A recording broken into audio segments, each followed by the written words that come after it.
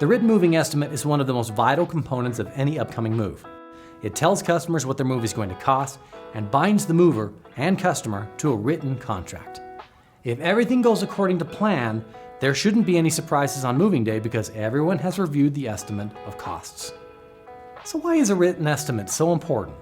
Okay, it's important because written estimates serve as your guide to understanding all of the charges involved in your move.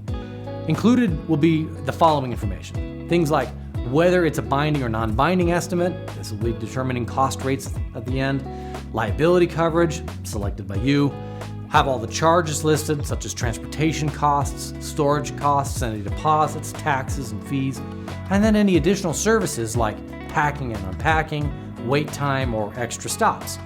And your estimate will be delivered in writing and include all charges meant to accrue on your moving day. So, after presenting and agreeing upon your written estimate, you and your mover will sign that estimate of charges. Your mover must then present you with a signed and dated copy of that estimate. But here are some general rules that you should adhere to regarding the written moving estimate. First, make sure you never sign an estimate that is blank or incomplete. Everything contained on that estimate is finalized once you and your mover sign off on it, so just make sure you've read through and understand everything contained within it. Estimates can be updated. They can be changed in the days leading up to the move, but typically any changes to the document require another read and another signature from both you and your mover to make sure that everybody's on the same page.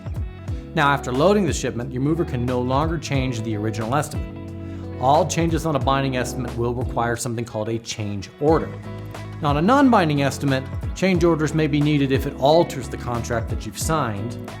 But if you're obtaining an estimate from a reputable mover, you're gonna find that you'll sign either a binding or a non-binding estimate. So let's dive a little deeper into those two types that you're likely to run into. Let's start with binding estimates.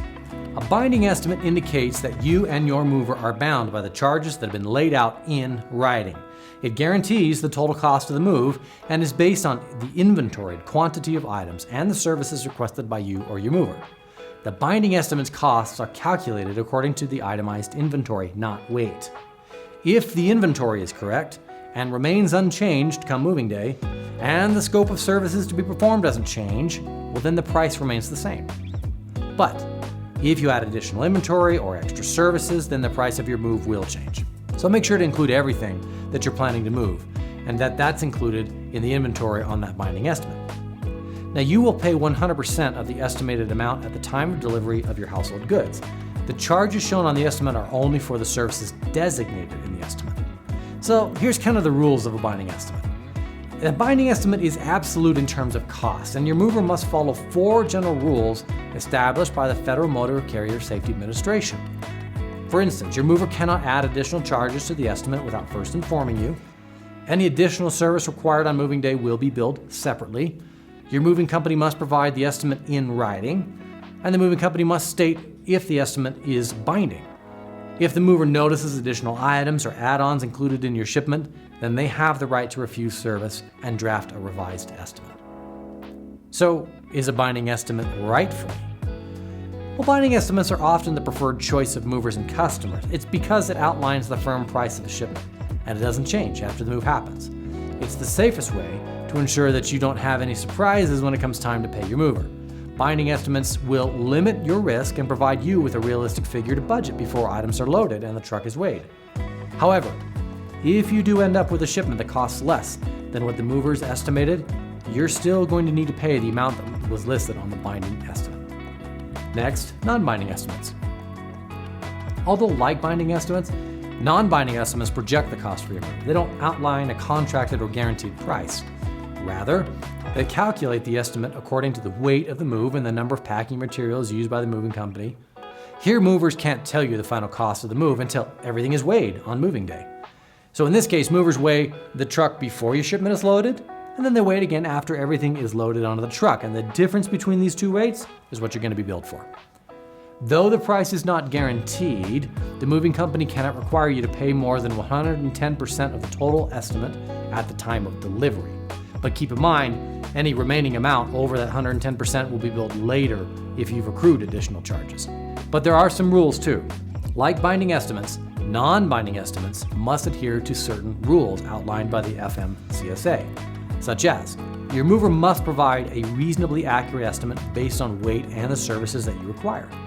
The mover must explain to you that all charges on shipments are moved under a non-binding estimate. Your mover must provide the non-binding estimate in writing without any charge. Don't sign a non-binding estimate if it's blank or incomplete. Make sure you're aware of the maximum and minimum cost of your move so that you're prepared before you pay. And it's a gamble, but it can be right for your move. If you're looking to pay a lower price, a non-binding estimate might be the way to go. If you're going this route, we recommend that you find experienced, honest movers to give you the best weight estimate possible. And that's not easy, so find someone with experience. And then you can use that to compare prices using that weight. Experience in estimating a home is a skill honed over time. Moving companies with longevity are going to have had the time to hone their skill at estimating. Newer moving companies typically haven't. So if you feel you can judge how much weight and time will be required, well, this estimate is really the way to go. Trust with your coordinator and good judgment on the weight of your items will go a long way in determining whether selecting a non-binding estimate is the correct choice for your move.